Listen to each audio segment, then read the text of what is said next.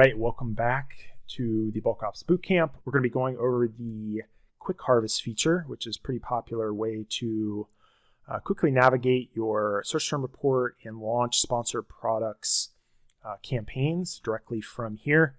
So let me get it in the state that you're going to be seeing it in. So anytime you want to reset your search term report, you can click on that little button there.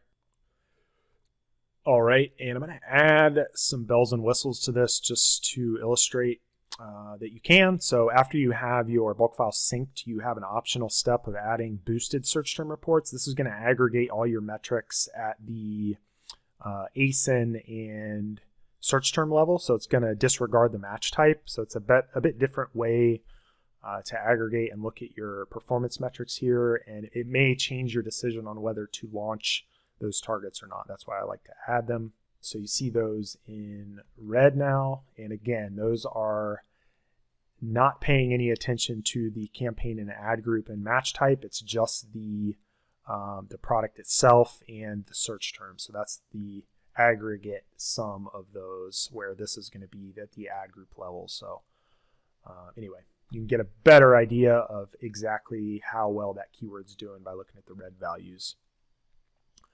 All right, so next, let's go ahead and go into the ad tactics menu. The ad tactics menu just has a variety of tools, mainly focused around the ad tactics dashboard. So there's, the video on the ad tactics dashboard you can check out to fully leverage this. But within that, there's also some mini tools, one of them being the search term quick harvest feature. So the reason I like this is it's a quick way if you want to see all the campaigns that you're running and the search terms that are getting kicked off of the targets there. So I can hit initialize search term report, and it's going to add some columns here where we'll be able to quickly see for all of these search terms how many times we're targeting them in all the sponsored products match types. And from there, we'll be able to decide if we want to create some campaigns. All right, so that's what these checkboxes do. For the sake of this example, let's say we want to look at any keyword that we have an order for. So if we use this gray filter, we're going to be just looking at individual ad group level data, which this aggregate view is a bit more representative of how the keyword's doing across all of your ads. So it's just a matter of preference on which one you want to use. I'm going to go ahead and use this one actually. So I'm going to just sort this Z to A. All right, so you can see this search term digital toaster.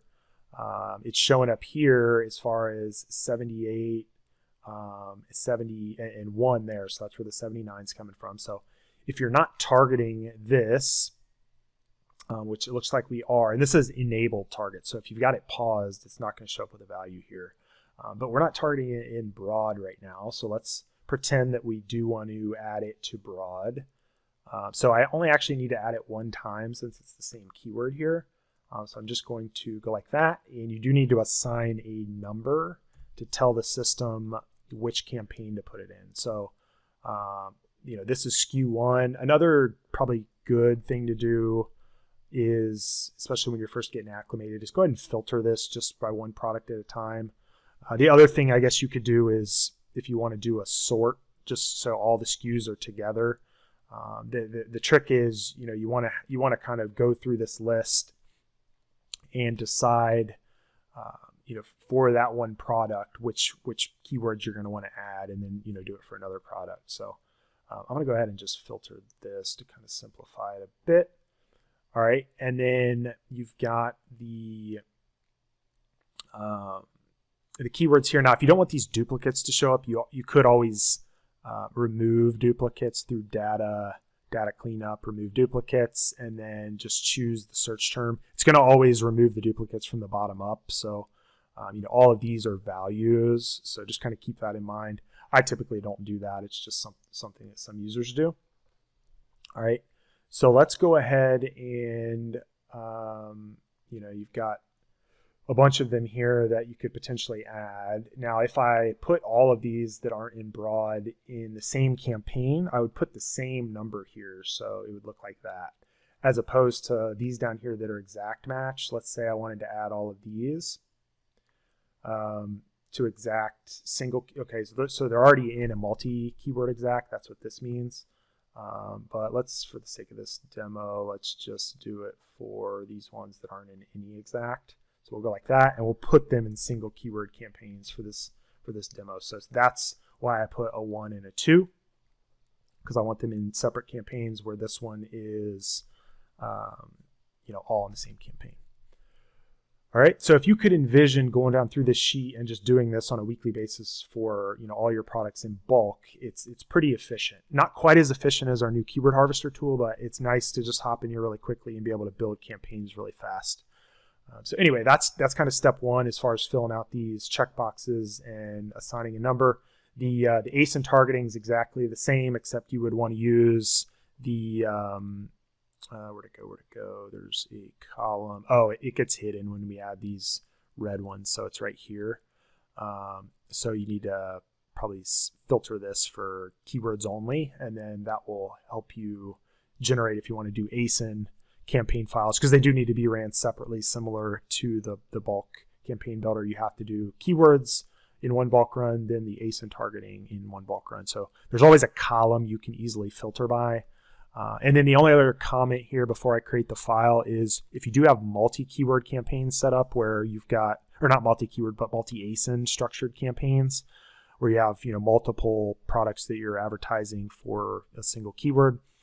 It's going to say multi here. It's going to have all the ASINs here. You will need to manually put the SKU in here. It's going to be blank because we don't know which of those products actually got the conversion. That's what's not great about multi-ASIN structured campaigns. So I'd recommend, if you can, grandfather in more of a single ASIN structured strategy going forward, and it'll make this harvesting process a lot more accurate.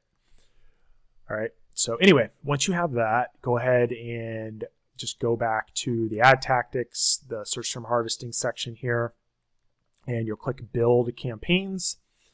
All right. Don't accidentally click this one. This is for the ad tactics dashboard. So this build campaigns is going to take all the data on this one sheet, and it's going to send it now over to the bulk campaign builder. All right, so here we're doing keyword campaigns. So I'm going to choose 1, and I'm going to hit OK, and you'll see this is just going to kind of clear out, and then it'll automatically change it to the keyword targeting. And now you can see it's just putting in all of our, well, okay, so I didn't do a very good job looking at the actual terms. If we go back, we can see that the ones that I chose here, all the same keyword, so that's not great. And then this is an ASIN. That should have been in an ASIN targeting campaign, and then that should have been, well, that one was okay, but it's okay for the sake of this demo. It'll actually illustrate too how you can remove duplicates automatically when we create the file here. So a better example would have been if this was a keyword here. So I'm just going to manually put that in. And then you can see we've got multiple of the same keyword here. But what's going to happen when we create the file, the upload file, is it's only going to display one of those. So yeah, the most important thing is you can see how it filled in our SKU for us. It filled in the match type. It filled in the keywords. So we're back to kind of this step. And we've bypassed if you were using this tool as a standalone tool. So now the default naming criteria on the settings tab applies. I'm going to go ahead and just hit update custom names. And I'll hit yes. And hit OK. And then similarly, because I don't want all these keywords in here, I'm just going to say MKW. And yeah, now you're good to go. So you could edit any of this stuff. If I didn't want these defaults in here, I would have wanted to tweak my default settings before I ran that previous operation from the search term report. But now I'm ready to create my output file. So I just click on that. And there you go. So you can see that broad one that I alluded to. It did deduplicate itself. So there's only one instance of that. So if you do make that mistake, don't worry about it. It'll take care of itself there in the end. The other quick thing I wanted to mention, there's quite a few little utilities here. Well, not quite a few, but at least 3 of them. And the one that is pretty helpful in this scenario, if you've got a broad campaign that you want to turn into broad modified, is just click on that. You got to click on the actual keyword, or You can select a range of keyword cells and hit yes, and you'll see it's just going to add a plus in front of the keywords like that. So that's how you can quickly kind of create those once you have your keyword list. All right, so that's pretty much it. And then yeah, it's once you get to this point, again, start to familiarize yourself with kind of the formatting here. If you want to tweak the base bids, you can do that here. And then yeah, it's the same process, is exporting it and then uploading it through Bulk Ops Manager. So hopefully you guys are getting this and realizing how powerful and efficient these tools are. And I will see you guys on the next one. Cheers.